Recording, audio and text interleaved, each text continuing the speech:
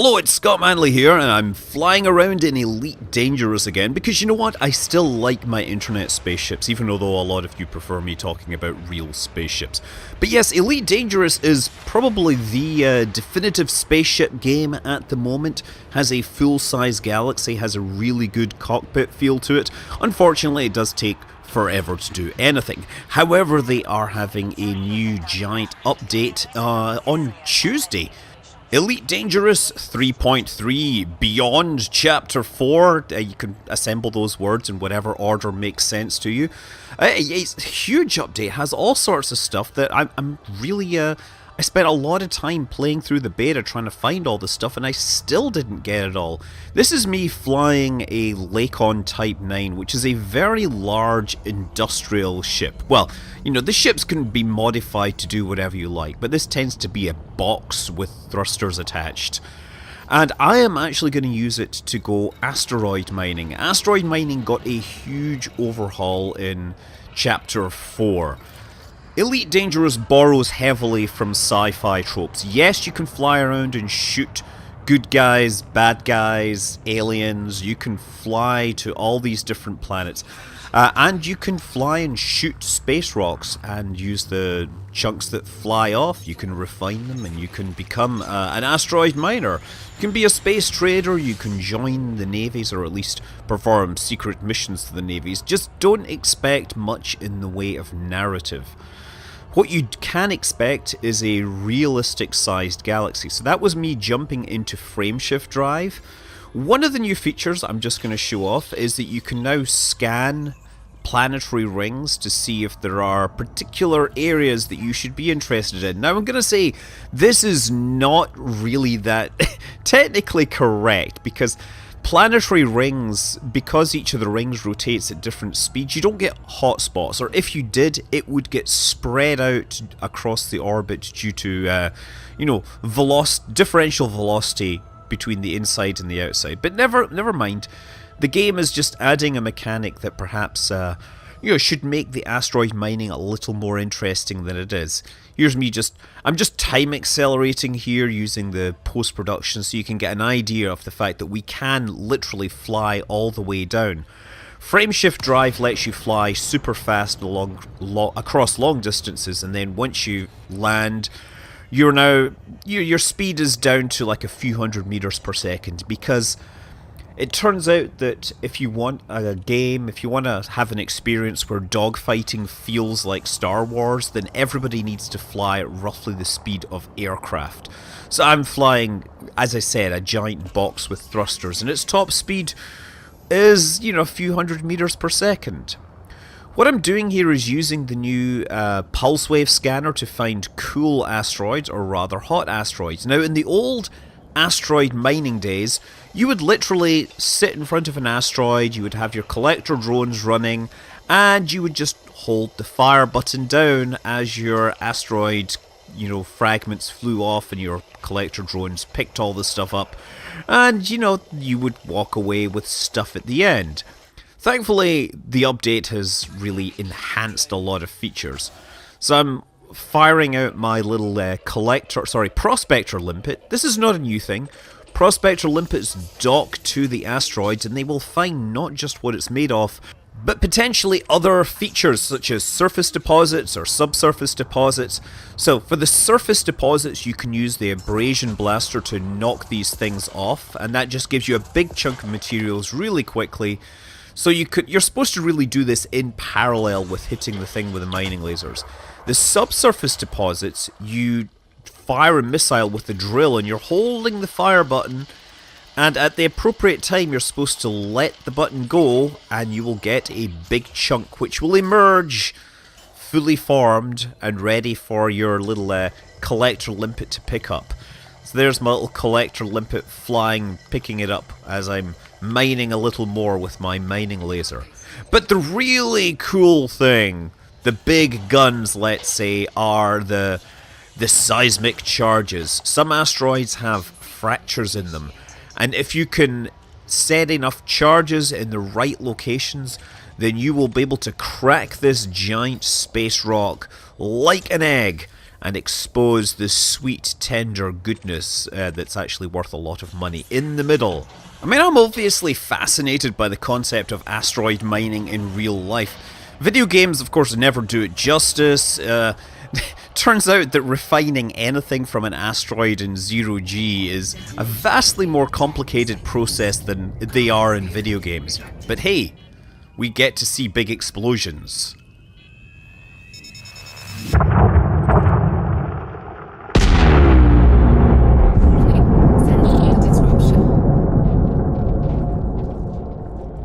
I've mentioned before that, Elite Dangerous really stands out as a spaceship game because it came with amazing sound from the start. Like, it's a running joke in space games that they don't really need good sound because you can't hear anything in space, but everything in Elite sounds great. The spacecraft all have their own unique sounds and everything. This is, of course, my Lakon Type 9 cargo ship. And yeah, speaking of spaceships, there are some new spaceships in the new update. Every update does seem to bring a couple of new flyable things. This is the Zorgen Peterson Mamba. It's supposed to be a racing spacecraft that, well, was abandoned, and so it got turned into a more general spacecraft. As such, it looks pretty darn sexy. Zorgen Peterson do tend to do that. Here's me just zipping out of a space station at full speed. Obviously I can engineer this up and make it even faster by taking it to the people that will tune it.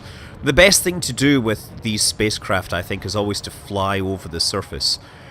You'll notice, by the way, the landscape has a kind of greenish hue to it. That is the night vision, which is another new feature which is being added. In the old version of the game, if you flew to the dark side of a planet, it would be visible even though you were only flying under starlight.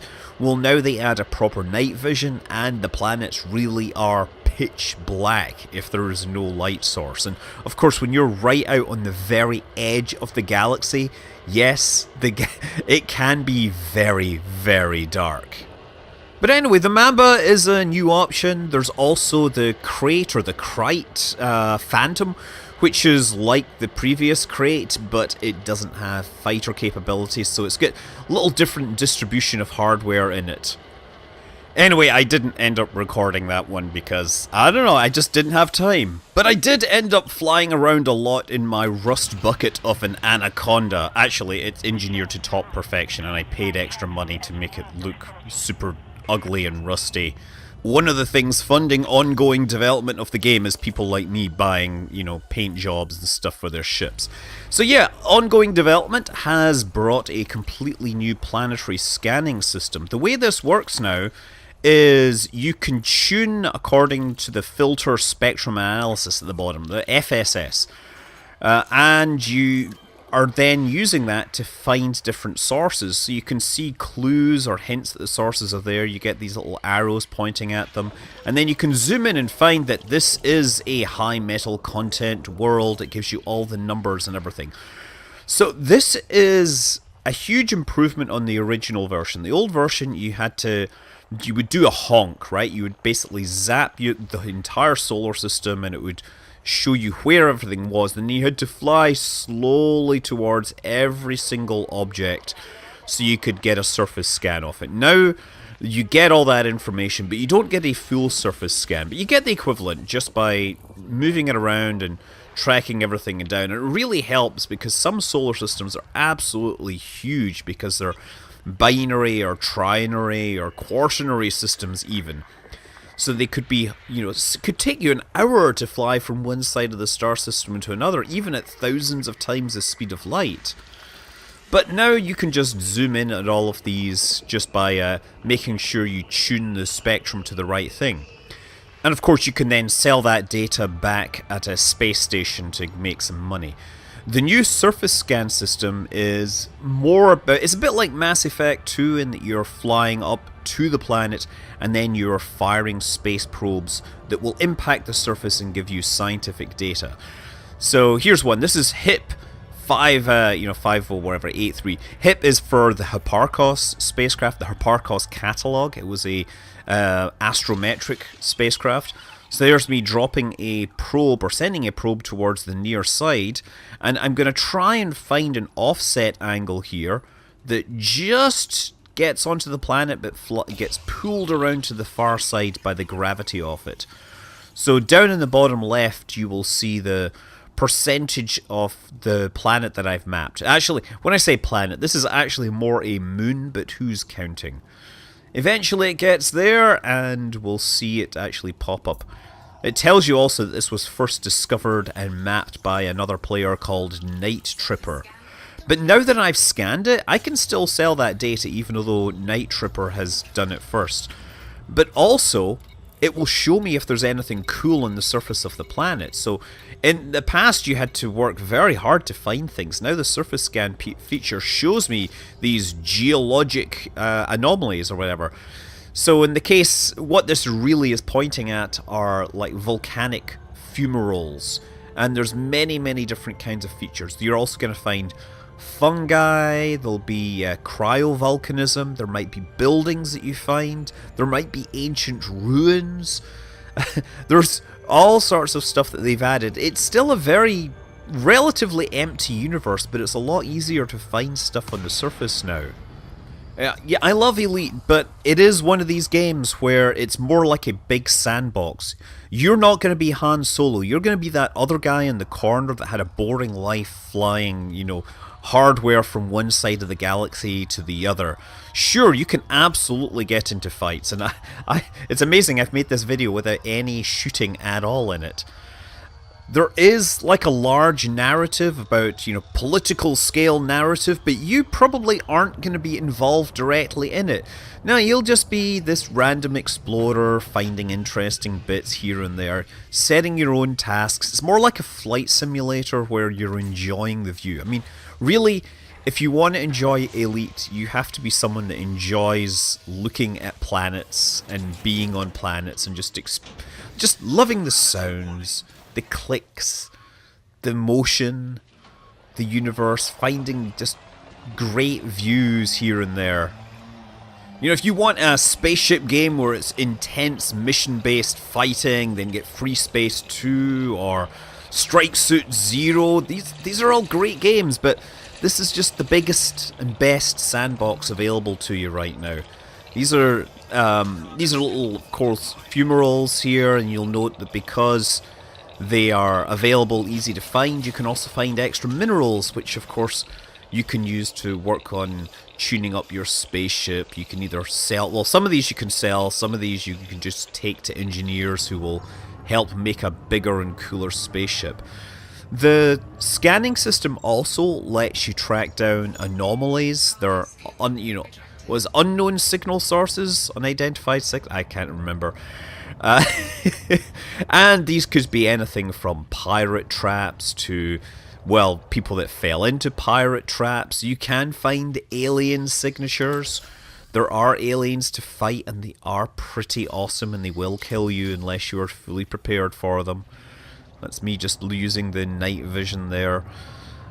You can also find various installations, which, these are actually based on the arena model, the close quarters combat mode, which they came up with and then very few people play. Again, the Axial Tourism Bureau. Some of these will also have mini games where you can hack stuff and get access to cargo, steal money, whatever. And yeah, right on the very edge of the solar system, you can go out and find New Horizons, or you can go out and find Voyager 1 or 2. Incidentally, I heard this morning that there is evidence that Voyager 2 has finally crossed into interstellar space. Now, of course, many people will say it has left the solar system. That's not technically right, because the solar system goes out a really long way. But the medium, the gas in the background, has now transitioned to be more like interstellar space rather than the solar wind. Okay, another big update is the addition of the Codex. This is more or less a place where you can find, about star types, you can find about other features, you can find planets, S-type stars. These are super high-end stars, Wolf-Rayet stars. These are basically the ones that are going to go supernova, and you can find these in the game because of course they are based on real star types. There are neutron stars, white dwarfs, black holes. You can also find xenological stuff, Thargoids, here you go. There are interceptors, there's medusas, basilisks, hydras. You can also find shipwrecks, and they give you clues about where to find some of these things. I'm not sure what a Thargoid pod is, but I guess I'm going to have to go and find that when the game comes out properly. I never got to see that during the beta, but you'll see that there's actually some clues, so that instead of having to go out to a website, some of these things will let you find them. Thargoid uplink device. We'll need to go looking for that as well. And then there's the Guardians. The Guardians are, well, they apparently had some beef with the Thargoids in the past, and you can raid Guardian ruins to get weapons which are much more effective. The galaxy map has also added regions now, so there's like the Formidine Rift is a real place now. Izanami, the Outer Orion Perseus Complex, Newton's Vault, the Galactic Center, Empyrean Straits, the Abyss, Outer Scutum, the Void, Aquila's Halo. Yeah, you can go to all these things. I mean, obviously, traveling across the galaxy takes a really long time. And yeah, there's also knowledge base with articles that explain who's who. And you can either read the text or listen to them as read by some voice actor. So yeah, Elite Dangerous Beyond Chapter 4 finally drops on Tuesday, and I will see you out there in the black. I'm Scott Manley. Fly safe. Communication was often cited in the early years of human-Thargoid interaction, but prior to the discovery of INRA records, it was not fully understood.